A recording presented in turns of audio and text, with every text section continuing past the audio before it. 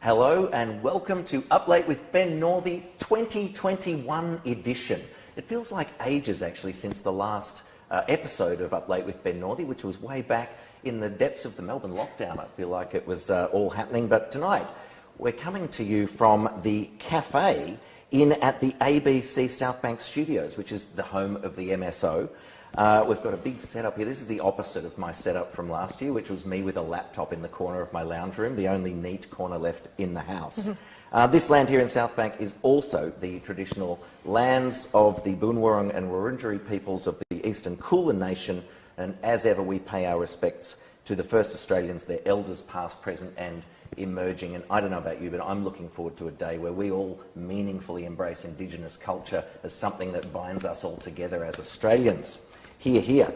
So in addition to this being our first show for 2021, it's also the first show where I'm in the same room as my guests. That's never happened before, which is very exciting. There are some similarities that you may notice to last year's From Home format. We're still supported by our good friends at Tarrawarra Wines, although I think we're all having an AFD tonight, but the bottle is still there. That's another big development from 2020. And also, you know, as for last year, this is going out live. For those of you watching on Monday night, 8 p.m, you can be a part of the discussion by putting your questions for my guests tonight in the chat window on YouTube, and we'll get to those later in the show. It is doubly exciting tonight because I have not one guest from MSO, but two, and boy, are they amazing guests. Two of Australia's most outstanding musicians, so much more, each of them as well. Both could easily host this show by themselves. In fact, one of them already has her own online show, so I'm feeling the pressure here, Sarah. But anyway, it's... I should just give a little bit of background. They've both performed with orchestras and ensembles all over Australia. They're violinists in the MSO, but in addition to that, they are heavily involved in music making outside of the MSO in a plethora of different ways, from curating festivals to commissioning and performing new music, sharing their talents with amateur and community ensembles, music education, chamber music, solo performance. The list goes on. They are each truly forces of nature, as you will discover tonight. They share a multifaceted approach to their vocation as musicians, and this is something that I love about each of them. They've got an unusually wide spectrum of artistic experiences and tastes, and also, as you're about to discover, incredible fashion sense. It's my great pleasure to welcome Australian musical royalty. I don't think I'm overstating that. Monica and Sarah Curro, welcome to Up Late with Ben Northey. Thank you, Ben. I'm very excited that you're my first guests in the room together. And I feel like somehow the fashion stakes have just been lifted exponentially since you've walked in. Okay, tell us about these garments that you have on tonight. Maybe you first, Monica. Okay, we're wearing Camilla. Camilla. Now, if you don't know what Camilla is, just jump online. She's just the most incredible designer. She designs all the prints herself. She's an artist. Yeah. And it's once you get one piece, you just get addicted.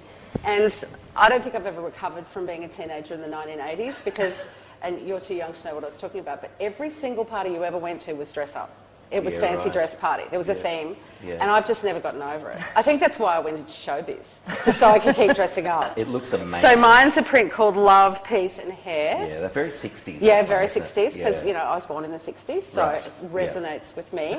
And Sarah's is Istanaya, so that's a Hungarian folklore-inspired I was print. going to say, that does remind me a little bit of kind of Nijinsky ballets of the 10s in Paris or something. Totally. Yeah, very folk and Hungarian. Beautiful. So that's why I've had to take 3 more jobs.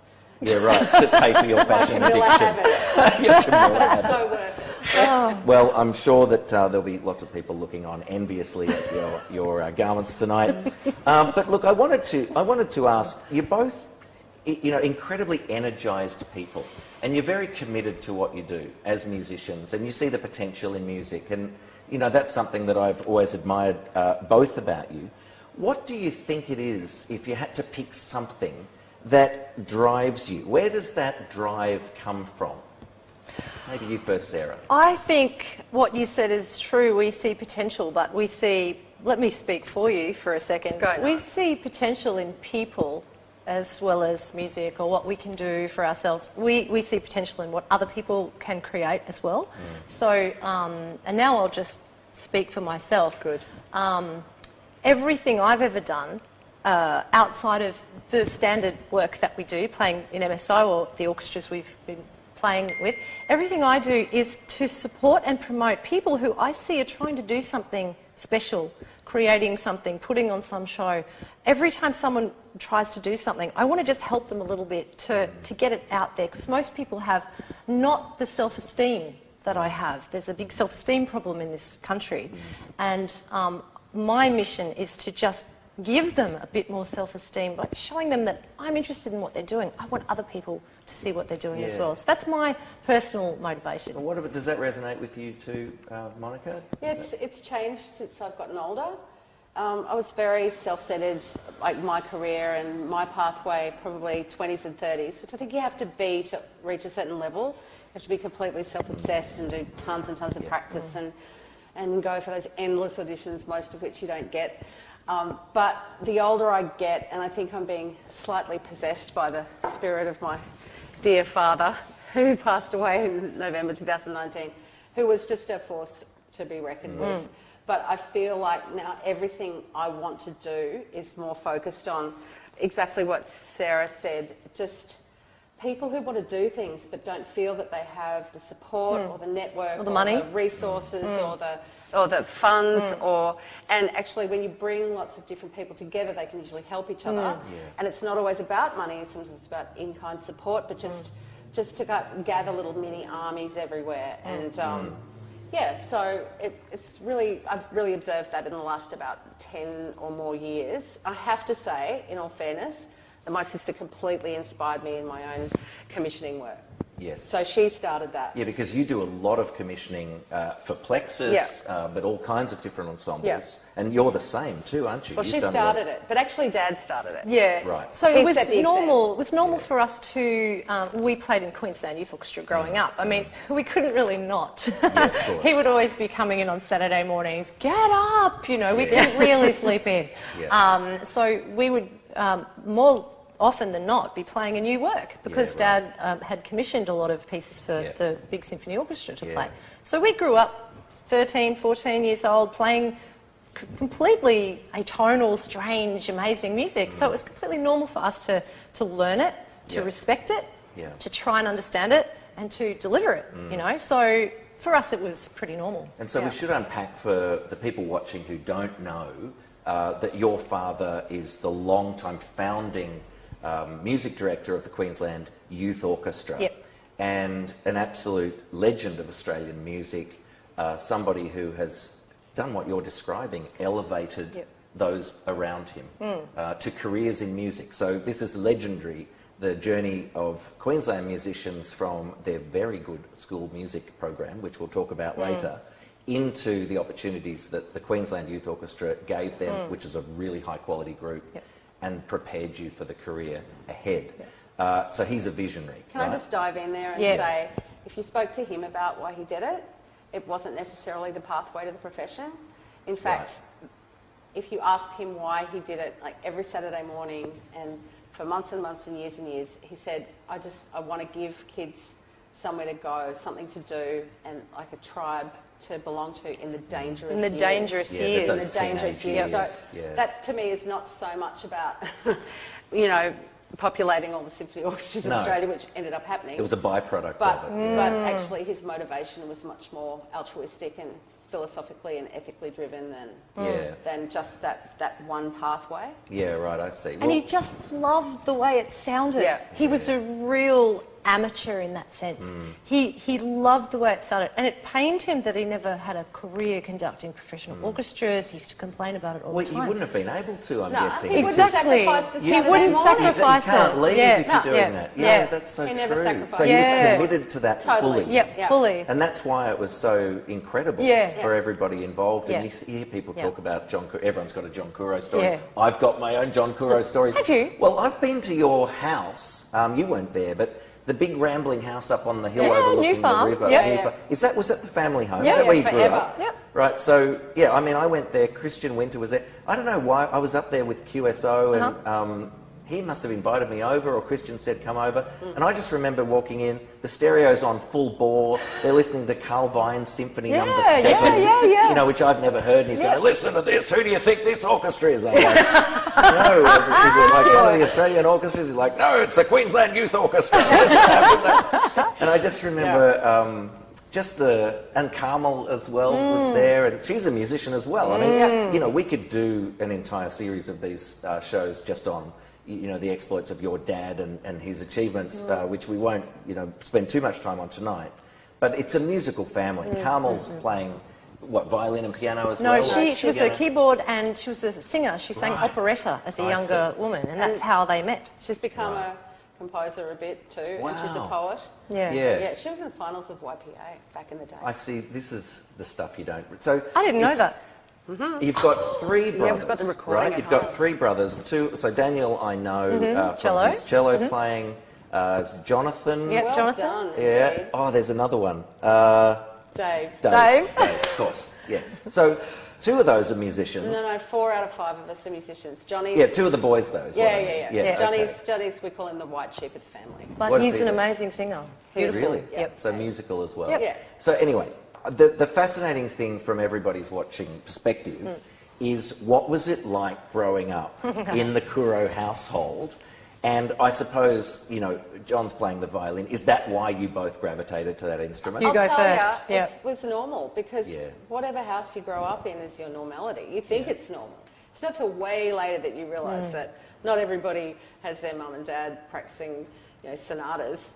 You know, you're there tugging on mum's dress. Or whatever. Yeah. Do you know what I mean? So I didn't think it was not normal. And not everyone has a harpsichord in their house. Not everyone has soirees true. Not once everyone a month. has a harpsichord where in their a countertenor is just as likely to walk in as a viola da gamba player. Or an opera singer will come in. So I remember sitting on the floor as a young person, maybe 6 or 7, just staring up at this man with a moustache, curly moustache.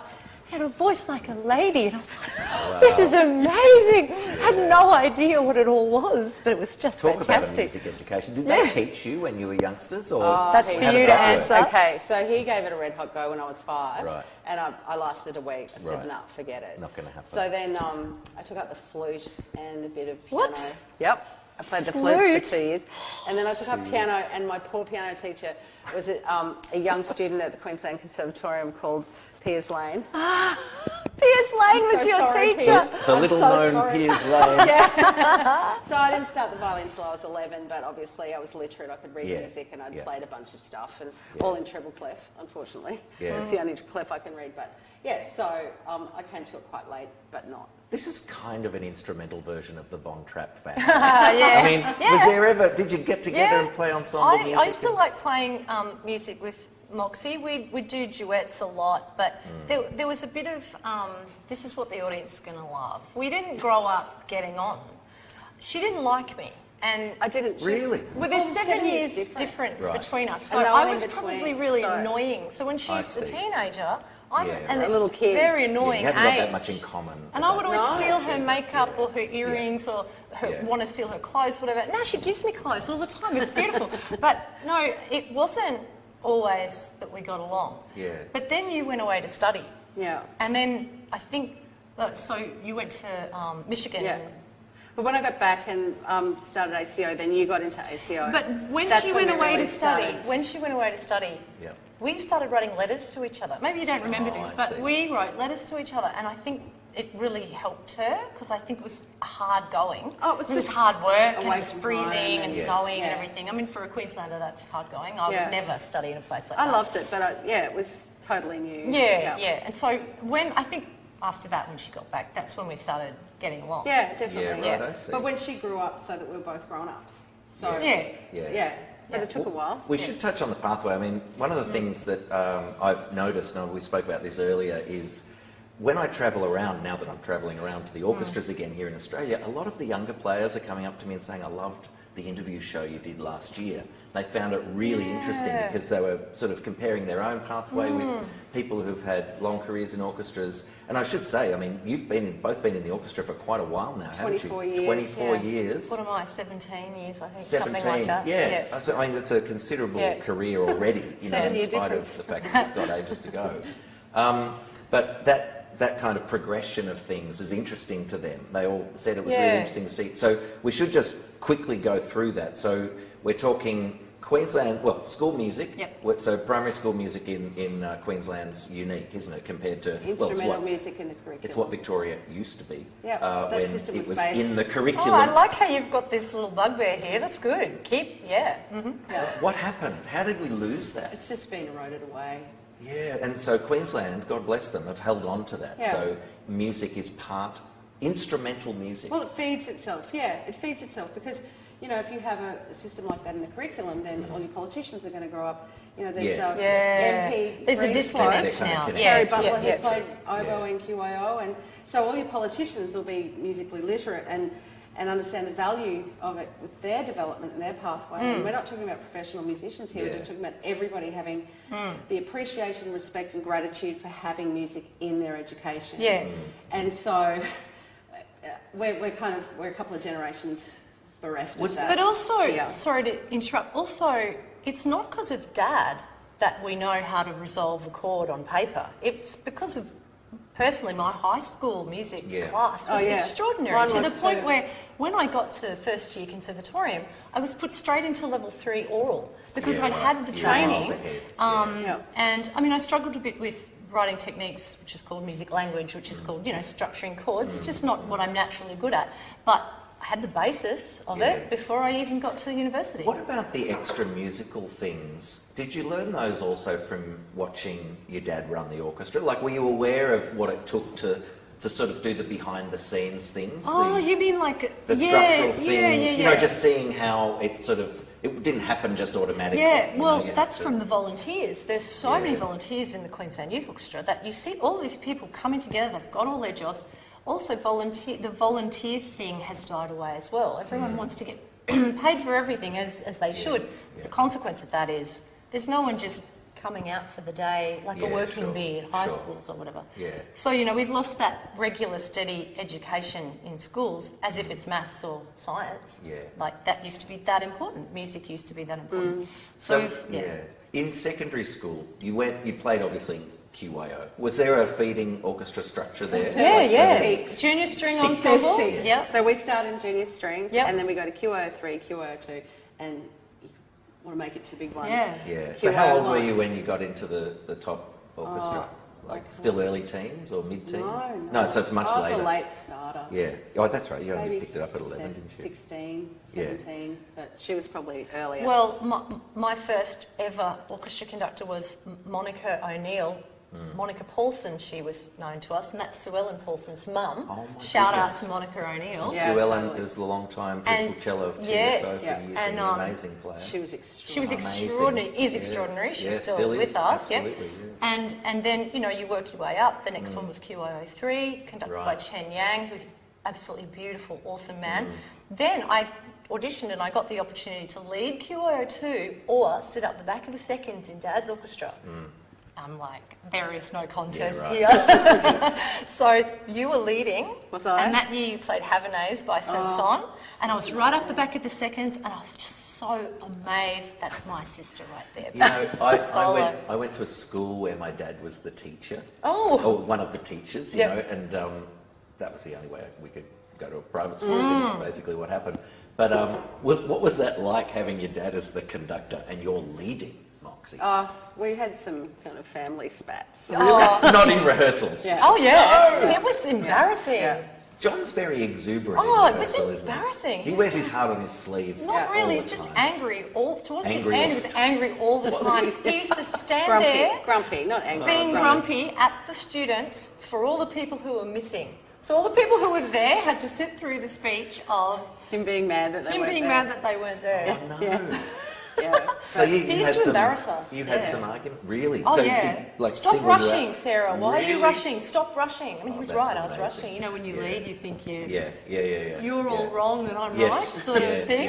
yeah. He bashed that out Oh, of well, me. I mean, this is great training. There was no special treatment. It was the Yeah. opposite. Yes. The opposite. Yeah. Yeah. You know what was great training about it was we had tutorials Every single week. with a principal player of the Queensland Symphony Orchestra. Yeah, Yep. that's fantastic, Every single week. isn't it? And Yeah. you turned up, we all turned up, and we learned. It's funny when we get to MSO and there's a week where there's a piece that we played in QIO. Just You don't can have play to it look at with it. your eyes closed. Really? Marla 6 So is well that for me. schooled. Marla, like really hard Amazing. stuff. Yeah. If you've Bartok Concerto for Yep. Orchestra, you know every single. You don't just know Yep. your part. You know every single Yep. entry in the voice leading, Yep. and it's hard to get that kind of training. You know. Yeah, that's true. Yes, that's ingrained. unusual. Yeah. Yeah. Second nature sort of But playing. it's the depth of knowledge of the work Yeah. that Yeah. you get from doing it long term. Yeah. So you were super ready when professional work started coming your way. I mean, was that because you were saying you went to Michigan, right? Yeah, I got study. a job before that. But you both were in Wait, let's talk about that. I got a job when I was 18.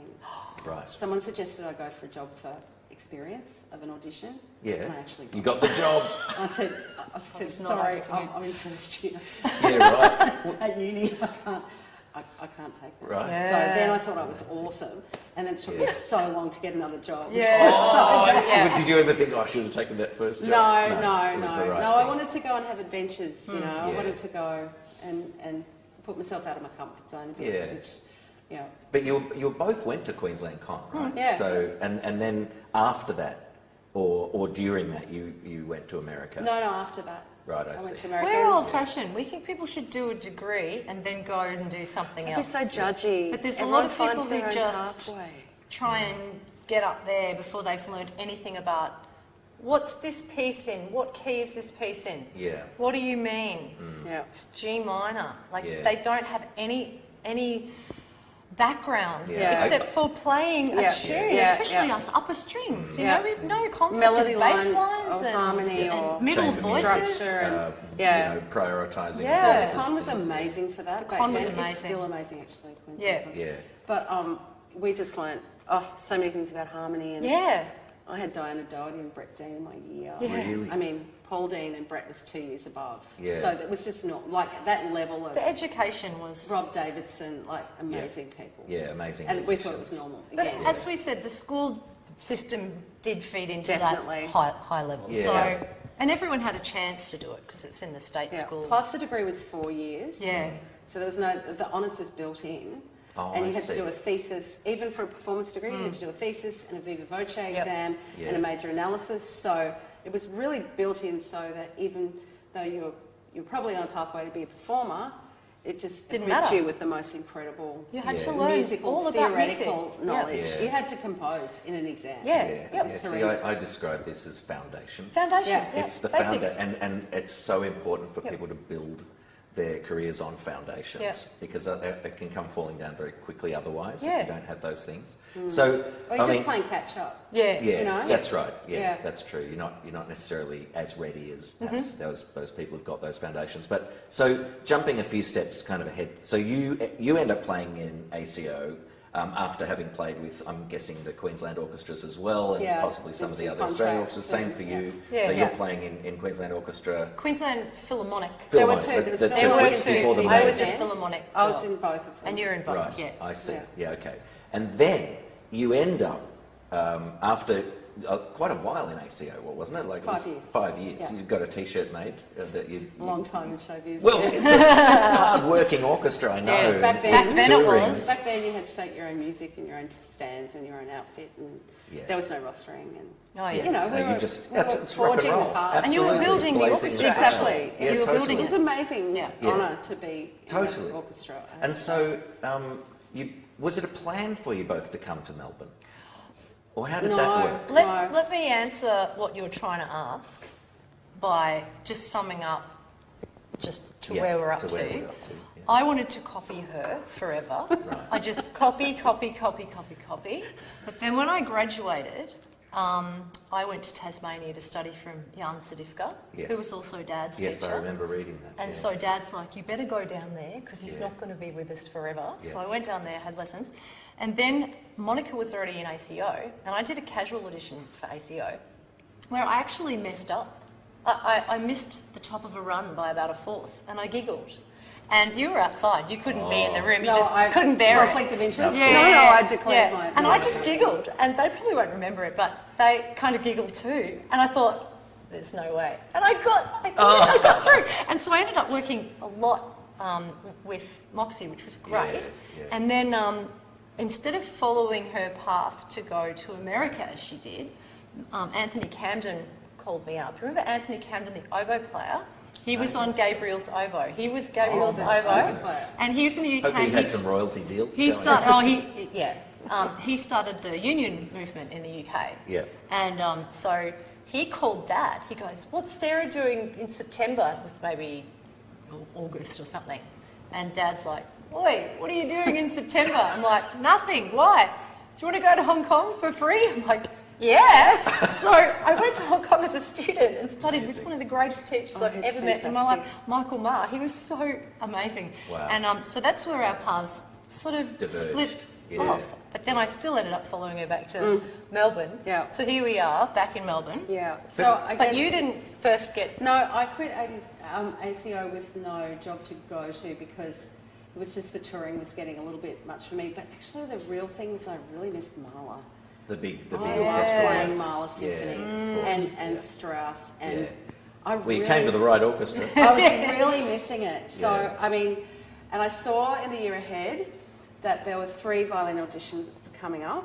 And I thought, well, you know, you can just go for all of them and see how you go. And I didn't even get past the first round of that one. Really? The first one. Yeah. Kids, are you listening? That's right. They love these stories. You really just, and then I thought, Go again. I was playing associate concertbas with the ACO. Yes. Who do they think they Yeah. are? And I thought, oh, you better do some what practice. did they want, You better you do know? some real practice. So I stood in front of the heater for months. It was winter in Moore Street, Fitzroy, and actually cracked my violin open because I stood in front of the heater. So I got that fixed. And then fortunately I got the second job that they advertised, which is the one I still have. Yeah. And then there was another rank and file as a backup. But, you know, if I hadn't gotten any, I might have ended up somewhere else. Yeah, But, I mean, it's just such the odds of getting a job. Yeah. Yeah, it's right place, right And time. We've it spoken gets about worse, that a lot it gets too. harder and harder. Yeah. Like, I don't know whether I'd be able to get a job now. I just don't know. Well, who knows? I don't know if it's right place, right time. It's right frame of mind. Yeah. I think if you're on, you'll get it. Yeah, sure. But it's about 5% of your working life that you're 100% on. Yeah. Yeah, that's Because right. when you're in a group, you can work, you can Yes, manage. You yeah. know, there's 17 other people, they've got your back. You know, you might Yeah, skip yeah, a that's note here right. and there. Yeah. But when you need to be perfect behind that screen, you have Yeah. to be 100% on in here. Yeah. Plus the physicality of you has to be right. You can't have any extra pain. You can't. Yeah. It's those The stars have to line internal up, stars yeah. have to Yeah. align Yes, to get yeah, a job. Yeah.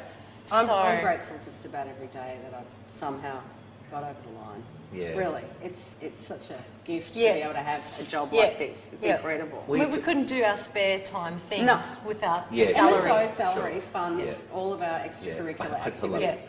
You're just reinvesting your Yeah. entire Yeah. salaries Absolutely. into your Well, activities outside. Do you of- think we own I mean, it's property? amazing. We No, don't I own know. property. I understand. Ever, You know? Ever. I just am. It's fine. I'm so full of admiration for what I just. Honestly, it's an example Oh, to there'll be a us lot of all. people out there going, those They're girls are stupid. idiots. Yeah, definitely.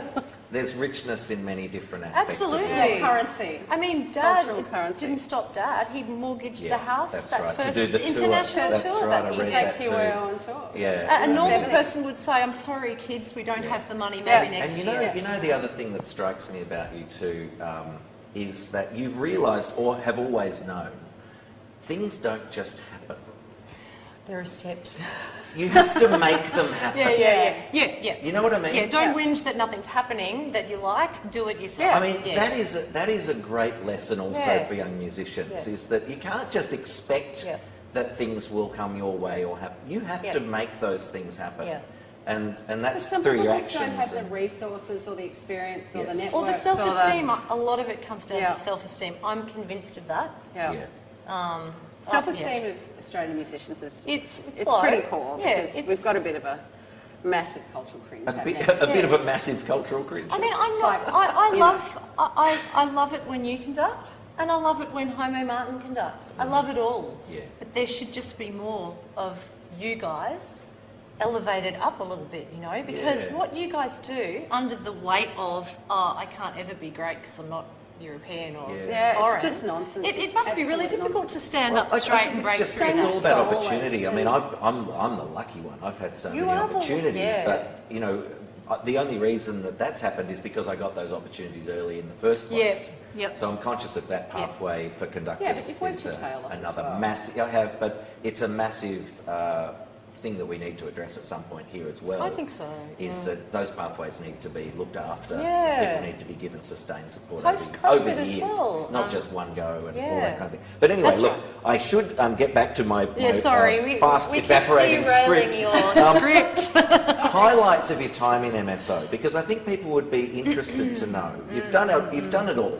right? Yeah. What are the things that constantly stand out to you as particular highlights? It might not be the obvious things. You've talked about the Mahler symphonies, how much you love them. I've got three. Okay, I've got one that springs to mind, but you go first. So my three are Mahler, obviously, and Yep. more particularly 2001, that incredible Melbourne Festival, Sir Jonathan Mills, before he was a Sir, when we did Mahler 8 in the Federation Gardens Federation building. hall. Yeah, Mind-blowing. yeah. Really. Exhibition buildings. Yeah, thank you. Yeah. And then every movie we do, Traditionalists, The movies. is a highlight That's for me. fascinating to me as well. I love them. I think John Williams is fabulous. And Yeah. the resurrector of the symphony. Thank you, John Williams. Yeah. Thank you for making Amen. our institution relevant. Yeah. I know. And Yeah. Joe To the masses. Yeah, popular. Joe Hisaishi, Yeah. those That must- Miyazaki films, Yeah. absolutely stunning. And then more recently, projects like Wata with Paul Borowski and it was just Yeah, talk about incredible. that a bit for us, and just because I know you're both very committed to First Nations collaborations, reconciliation in general. This is something that the MSO has really led the way in, actually, over the last few years, and through our collaboration with Deborah Cheetham mainly. I know you're both very close to her as well. How has that kind of changed your kind of activities in music, the kinds of things that you gravitate towards, projects that might include First Nations themes? Is that something that you found a sort of a totally new game changer in your careers, or? I'll be shorter, You so go. I'll go first Yeah. with this one. Yeah. I was on the first Reconciliation Action Plan Committee, Right. where MSO officially wanted to do something. They had to make their action plan, like all of the arts institutions had done. I don't know if MSO was the last, but anyway, they were starting this plan. And the musicians and the management, we had very distinctly different ideas about what should go in. Not necessarily the content, but the language that spoke what the action plan was going to be. So we didn't argue about anything, but I noticed that the management wanted to be more like other plans where, slightly corporate speak, Sure. difficult for a normal person, Well, I to guess understand. it's new ground, so no one knows of course. how Yeah, to that's do right. it, So they were sort yeah. of looking at other people's plans. Yeah. And the musicians all wanted it to be in plain English, really simply put. Yeah. And we had Shane Charles, who came and helped us, he's from the Shepparton region, helped us and explained to us what it's like for them. So, just in a general sense. And we learnt so much from that. But we also learnt so much from Black Arm Band, the first Black Arm Band project, where Kutcha Edwards stood there. We all were in a circle. He said, he walked around, he held out his hand, he goes, "Give us your rings, give us your watches." And we're all like, all right. And then he put them in his pocket and he started telling the story of him as a child of the stolen generation. And within 5 minutes, we totally forgot that he had all our precious jewellery in his pocket, because that stuff just didn't matter. Yeah. He didn't even need to verbalise that that's what he was doing. It was so profound. So ever since that, and trying to be on this action plan committee, which sort of fell by the wayside, that was a long time ago. They've totally and meaningfully stitched all that back up, and now we're doing concerts which have some real meaning. So my greatest fear was that it would just be tokenism, corporate speak for the other sort of people who are trying to tick boxes, but it's ended up being very, very meaningful. So your turn. I would just say that Umarella was the similar experience because... And which I just say Deborah Cheatham's War Requiem for Peace, Umarella, that we performed, 2 and a half years ago? It was, it was 2019? Yes, it was 2019 because my trio Plexus and some extra That's right. people You've done did it in the Port Fairy. on-country world premiere. That's right. In Goodnachmara country, where the Umarella Wars took place. Amazing. Around the 1850s. And if anyone wants to read about that, it's a great book by Bruce Pascoe called Convincing Ground. But it was just so... I think the thing that Phil Arkenstall and I were really... He's the clarinet player in my trio and in the Melbourne Symphony Orchestra. What really was so devastating was that nobody's had ever really told us in history lessons, or it's just not discussed. It's not, it was devastating. You felt like, there's just so much left to do. Oh yeah, you know more about international conflicts than you do about what happened in and we can't ancient really, Rome. And I don't believe we can have a self-esteem until that's been repaired as well. So and the arts have got a role to play. Yeah, definitely. And actually a lot of potential to and lead and in a that non-political area. role as well. It's not like we're getting up arguing with each other about the facts. We're just putting on concerts that have some those and not ideas. even and very often non-verbal. Yeah, absolutely. That's what's great about music. Exactly. I mean, it communicates across all languages because it's a vast and rich language of its own. But so that was for me. It was something that really changed my worldview, I have to say. So that was an amazing experience. And every single thing I've done with Deborah Cheatham, which is a lot of things now, I've done her woven song series, the tapestries from the Australian Tapestry Workshop, the Embassy Tapestries. And every collaboration with her is just, there's nothing frivolous or anything. It's just... She's an inspirational person. It's built on understanding, isn't it? That's essentially what happens when you work with her, is that you just gain understanding of those cultural issues. And let's use music to hold hands and somehow find a way through. Create a new culture. Yeah, that's right. She's really been a huge influence on my life and well-being. Yeah, you mentioned Plexus before, and that sort of leads me on to my next question or area that I'd like to talk about, which is the stuff you do outside of the MSO, which is vast. So Plexus, how many premieres have you done, or how many commissions have you been? We commissioned 110 pieces in 7 years with no government funding. I mean, this is nuts. And you have she was my inspiration. Well, no, it's okay. I don't have as much of a number, but I've got about probably 45. It's still pretty good. Yeah, but you play solo. Yeah, it's a I've solo got friends. show for my husband's instruments. And so there's the electric and semi-acoustic and acoustic, and so Paul Davies. I know, but he would be shy about Paul Davies. Okay. Yeah, and this is volume, right? This is called. And I'm publishing the sheet music soon. Just getting the bits together, and then there'll be 40 beautiful pieces for that weird middle area. If you don't want to play pop on electric violin, which I don't. If you don't have the knowledge of improvisation, I don't. If you don't know how to work looping pedals, I don't. There's like 40 pieces there that you can bust out an electric violin and not feel like you have to also wear something like Midori. Yeah, of course. We could talk about commissioning forever. No, that's fine. I'm gravitating toward your mugs that you've got beside you, because I know this is another thing that you do outside of the orchestra. Cheers. This is your podcast. Yeah, I've got a podcast called Splitting Hairs. This is but it what I wasn't mean. my You could idea. do this show. A shout out to that girl there, Annabelle Plahuta. Hi. Annabelle. Anyway, she spends more money on concert tickets than any single person that I know. I can't even give her comps. It's like, do you want a comp for this concert? She's like, I've already got my tickets. You need to clone her. So she is amazing, and she and I started a podcast, sort of demystifying classical music and debunking some myths about it. And I think she just can't believe that we're... Merch. Merch, that's Splitting right. hairs, merch. Splitting hairs, yeah. Thanks I for the love plug, Ben. There we go, Helen. We've got to get the mugs going for Up Late with Ben Northey. The time has been set. There you go, yeah. Absolutely. But also you've got Sarah Curro interviews. Oh, well, see, this saves me the trouble of interviewing Ben. Ben said yes to my interviews channel, Sarah Curro Interviews, on Facebook, but now I don't have to do one because of That's tonight, right. so thank you. Except we've been talking about us all night. I don't mind. You might want to find out a bit about him. No. You don't need to know about conductors. The less you know, the better. We know a lot about We know a lot about you conductors. can't hide from us. Well, look, let's hear some music on the topic of conductors. This is a piece of music that you've chosen. Everyone gets to choose a little snippet of music. We don't hear a lot, but it's a way of kind of just, focusing on one piece and why. So you've chosen, we won't talk about why but you've chosen The Pines of Rome by Ottorino Respighi. So why don't we just have a listen to the beginning of The Pines of Rome for those people who don't know it.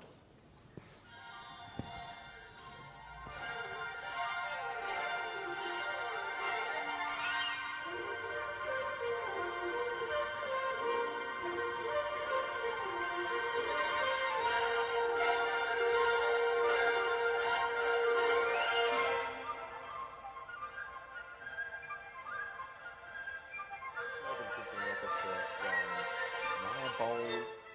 2020. 2020. Yeah. That feels like 10 years ago we did that. The Yeah. year that shall not be named. I cannot believe that was last year. Yeah.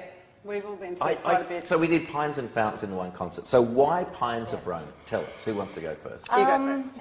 Look, it reminds me so much of Dad. Yeah. Yeah. And I think, that's what you It's would his say as well. favourite piece. It's the sort of piece that... It's Italian, he's Italian. Yeah, and it's a sort of piece that some people say, oh, it's just a youth orchestra piece. But I'm sorry, my youth orchestra played Rite of Spring, most Mahlers, Bartok Concerto. So yeah, it's a youth orchestra piece, sure. Every piece is a youth orchestra piece. Every triple wind, that's piece right. is a youth orchestra piece. So also, I don't know, there's just that bit on the last page where the horns come in, the low horn, dun, dun, dun, dun.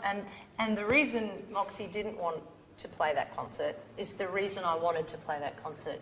Just that final procession, I mean, I'm getting teary thinking about it. It's That's emotional. what we played at And that's Dad's what we Memorial played at- concert in and December Peter Love 2019, conducted it. and Peter Love wow. conducted like And a legend. God, he just nailed it. He nailed it, and it's hard enough to keep it together in that Yeah, but actual because he concert. was there, But that's he why was I like- kept it together. It was like family. It was- Yeah. And he'd really been so great to Dad in the last few years. Yeah.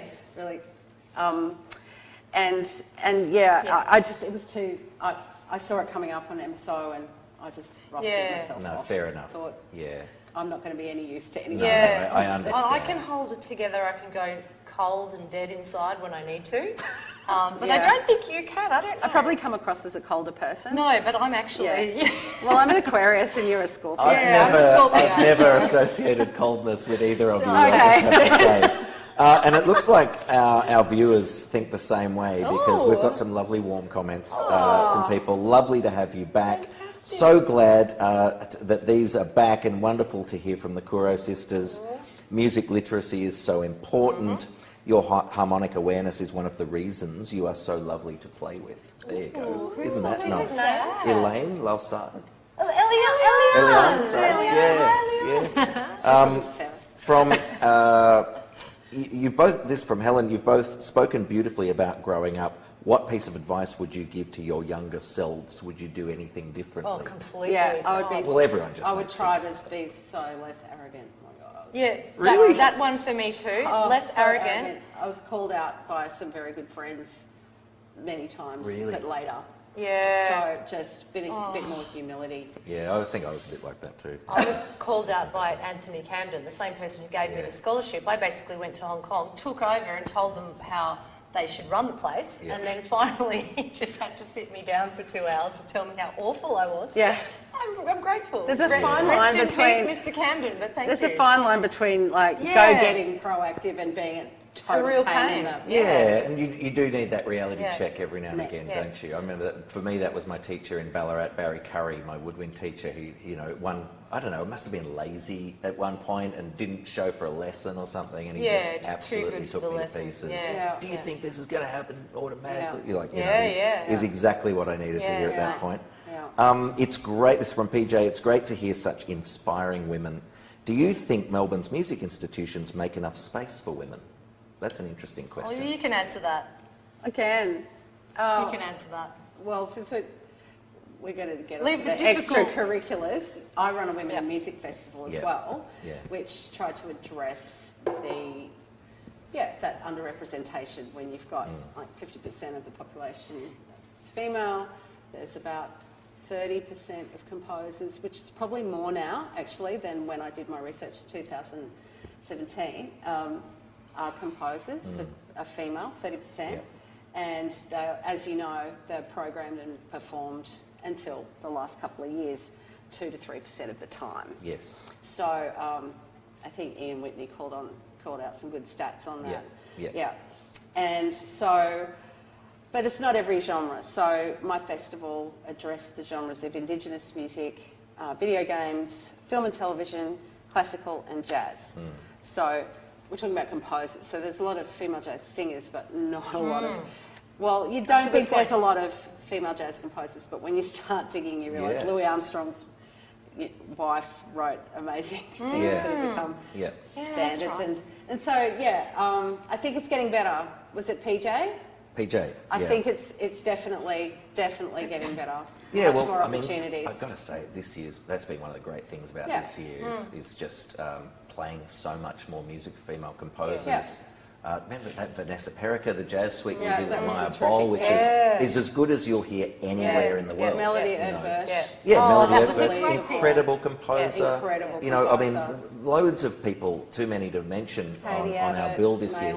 And it's just so important that we all get behind those composers, perform their music, support their music by buying tickets and turning up and coming to the concerts so that they get programmed again, all that kind of stuff. It's chicken and egg, isn't it? Because that's right. if MSO programs it, then people will come. That's and right. hear You just it. have to do it. It's like people are against it, you know? Yeah, but I just think as a major institution, we've got definite responsibilities. To pave the way. To be a leader. That's a leader. You know, we've got an amazing platform.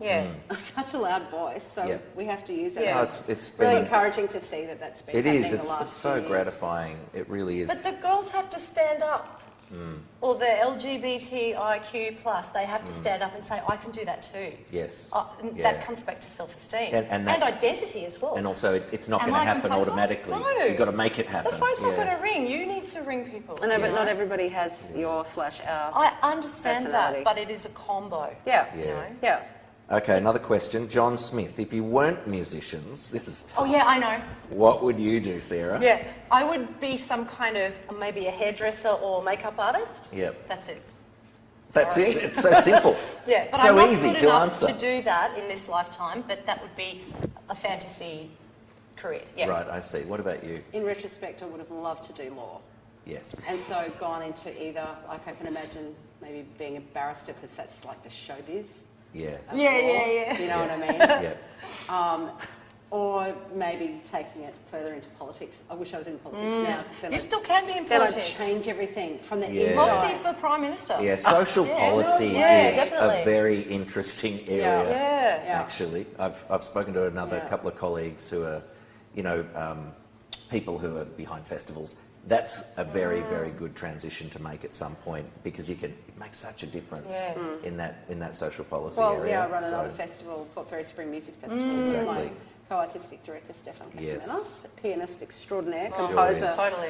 mind-blowing composer. He's an amazing musician. And that really we've had more of a platform there because if you're programming, then you can really, if you think that some people are underrepresented, then you can give them a platform. Yeah, And okay. I love that. So this is, we're fast running out of time, but you spoke about John Williams making the orchestra relevant to the masses. This is kind of related to another question that's coming. Do you think orchestras need to do more to reach more people and stay relevant. And now that's a question that comes up a lot. But I just want to ask you, I want to frame it in a slightly different way, because I've had this discussion with a number of different people. Do you think there's a fine line between, from a programming perspective I'm talking about, giving people what you think they should want and giving people what they actually want, or that is reflecting of a fast-changing, multi-diverse world that we live in? Do you think that's kind of, I mean, do we need to do more to reach more people and stay relevant? In our defence, we are actually reaching out more than we ever have to a wider audience than before. But it's kind of this hierarchy of the programs. But also, well, let's just remember Marcus Stanton's I was just going to say Act 3, where he invited the audience to stay. They didn't have to. He'd give them a little 15, 20-minute tidbit at the end, like a third act. So the first half, interval, second half, 5, 10 minutes, always stretch your something legs, unusual, something discovery. completely unrelated or the modern charts. or interesting somehow. Or, you know, a Bach. Local composer. I remember a Bach piano concerto played on electric keyboard. There you go. You know, just absolutely anything. But the only criterion was that most of our audience would not have heard that thing or in that context. And everybody stayed. Everybody stayed. Everybody stayed. So that's what I mean about institutional leadership. He had the vision to do that. And the bravery to do something whacked out and like that. And it was just, the audience actually loved it. They actually loved it. So the audience, I mean... Don't underestimate your audience. Don't underestimate your audience, their capacity for, you know, being inspired and exposed to new things. Yeah, that's right. And can I go back to your question of what's my highlight, which relates to this? It's the Palais, when you had to time the chord with the Death Star exploding. On Star Wars, that is stressful. You could ruin that whole film. That was the moment that I was so proud of you, Ben. I was like... I know how hard this is, and it reminded me of the very first movie you did, West Side Story, not the time we did it recently, the first time how we all had a click track, so we all knew if you were on with that click track. It was, as far as I know, the first thing that you ever did.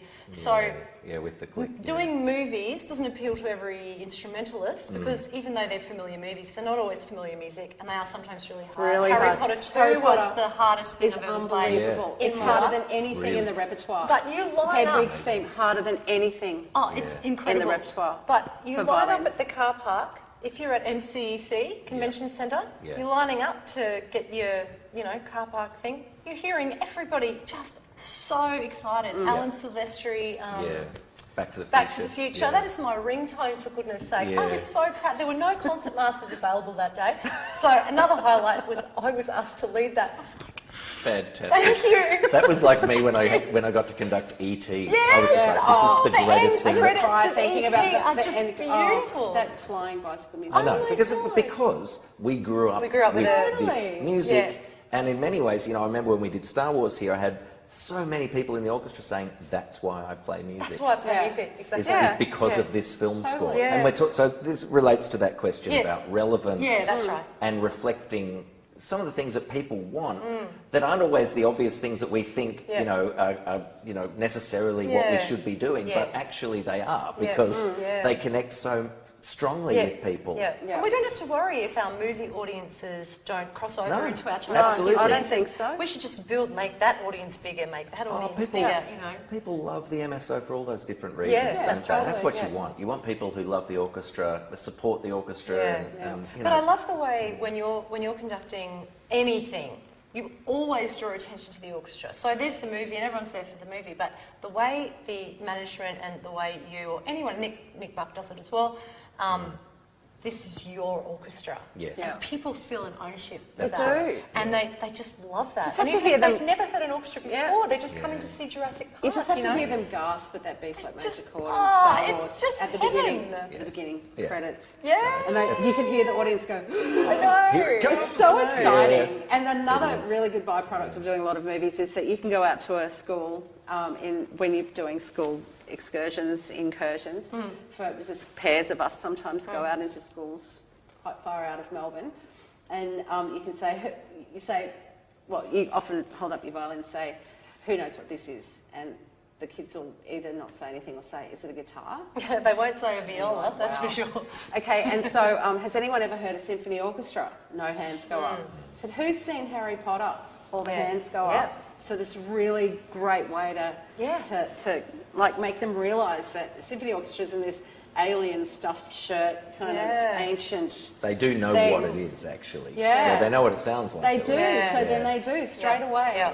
So So the movies, I don't want to give the impression that I only love the movies. I can No, I get get just it, as but- excited by sure. Benjamin Britten's War Requiem, Yeah, and the only yeah. reason I didn't choose that as my favourite piece, because that's profoundly connected to my dad as well, is that I think it's still in copyright or something. Yeah, right, probably. I think nearly all of Ben Britten's stuff is as well. And my other favourite was Bartok Concerto for Orchestra, same price. So we're a bit sort of modern and off-centre with Second what we violin. like. Well, you've got an eclectic range of tastes, and that's something that we spoke about earlier in the interview. That's what makes you who you are. That's what makes you so unique and able to be doing things in so many different areas of music. Yeah, and not be afraid or...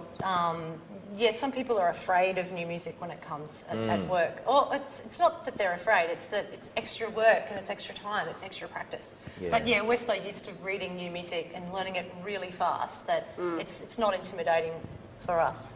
Yeah. But I can understand that, other people I'm going to might. go out on a limb here and say I'd much rather play a new piece than, can I say this? I'm going to say it. You'll be So, judged. please. You'll be judged, I'll put it Nancy. on the mug when A we get it made. Tchaikovsky symphony. Right, okay. I've wanted to Ever Tchaikovsky in my again. old age. So many times. It's Look, different I think they're perspectives. amazing I get pieces it. of music, but Yeah. how many times? I know, look, but after 24 years, I it's know, just like, and I know. But just remember, there are people out there hearing it for the first time. And that's right. I That's knew I right. was going to get But in trouble. I have to remind. I knew I was going to get in trouble. for Yeah. that. No, That's a no, good no, point. not at I all. should- I No, should be not at all. disciplined. But it's a perspective thing, and I totally understand. Yeah. I obviously gravitate towards new music myself. It's the same. What do you... But I kind of understand. What's your... Oh, we're out of time. Look at that, 8:55. It's 8:55. I have to start winding up. No, I love performing music by living composers. I really, that's where I get my biggest buzz, probably. I mean, all of the great repertoire pieces, we love them all for different reasons. Some of them resonate with us. You love Sibelius. You're into Sibelius. I love Sibelius. Is that because you studied there? Yeah, partly. bet. But for me, it's the 20th century modernists. That's my kind of area. The groundbreakers. And it's also Yeah. the 20th century. Like, we're children of the 20th century. Totally, yeah. So it's all that music. The Stravinsky, Bartok, Debussy, Prokofiev, Shostakovich. Sibelius is in there as well in a different way. I also think it was the best century for It was amazing. visual art. Just all Mind across the blowing. board. Yeah. And did so people many know things. that Ben Northey actually played saxophone? That's Does right. everybody know that? There's and apparently hope he was for everyone. fabulous. Do you still play? No, it's safely holstered. I leave it to the professionals now. But yeah, I used to love playing that. And it was fun. But anyway, look, we could go on for another half an hour. We have to wrap it up. Thank you both so much for coming and being on Up Late with Ben Thanks for Northey. being brave Ben. enough to have us in Have both. It's stereo. like crossing the streams in Ghostbusters No, movies. it's been wonderful. It's just been like a wonderful, beautiful conversation. I always treasure the times we get to hang out and have a chat, which isn't all the time, actually. work, so we're work, usually work, so work. busy And doing thanks to everyone things. who sent in questions Yeah, and thank who's you. watching. Yep. Absolutely. It's a great and inspiring lesson. I'm sure you'll all agree. To all of us, especially those people looking for a career in music or just to do anything really in your life. Thank you to all of you for all you do for the MSO and the wider Australian musical world. You know, it means such a lot to all of us musicians to have you out there advocating for music as a force for good in the world. So I'd like to thank you personally for that as well. Long may it continue. The world needs more people like you in it. That is the truth. I think our mother would agree. Too many.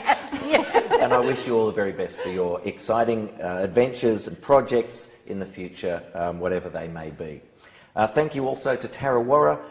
It's always nice to have you there in the background. I've got to drive home tonight, so haven't touched that tonight. But, well, you know, we do need to get out more here in Melbourne, don't we? So, you know, at least we've left the house to do a show. It's been wonderful.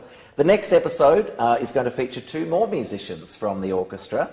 They are a couple in the orchestra, Saul Lewis and Freya Franson. Fun. Yeah, horn and violin, two great characters of the orchestra. That's on the 21st of June, Monday, 8 p.m. Pop that in your diary. We have a big week in at MSO this week. I don't know if you're playing, but we have international siren and Yes. comedian Meow Meow Yes. is with us this Friday and Saturday, and I've conducted this concert with her in London before. It is absolutely off the rails, and I think exactly the kind of concert that Melbourne needs in 2021. Chance for all of us to have some fun, be entertained, and hear some wonderful music. She's a great singer too. She's a great singer. A wonderful musician across the board. So thank you for watching. We appreciate your support of the MSO. Without our audience, you know what? We're nothing. At public events across the city are reporting slightly lower than expected audience numbers, which is understandable after the lockdown of last year, where we've all got a bit of PTSD here in Melbourne a little bit. But as restrictions on venue capacities are lifted, we encourage you, if you haven't already, to reconnect with the MSO and live music just in general again in 2021. We've just launched the second half of the 2021 season. There's much to explore. You can check out all of those concerts on mso.com.au and find out more details about those. So thank you again, Monica and Sarah, and Camilla, of course, for your amazing frocks. And until next time, keep taking care of each other and go well. Thanks, Ben.